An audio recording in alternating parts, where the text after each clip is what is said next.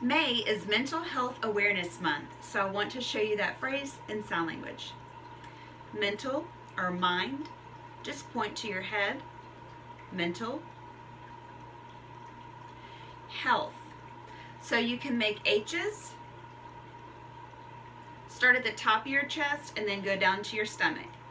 Health, or you can do this. Health, hands open and then closed. Health. Awareness, your hand is in a bent shape and touch your forehead twice. Awareness. Month, so I'm using both of my index or pointer fingers. My left hand is here. My right hand will go behind it and then move down. Month.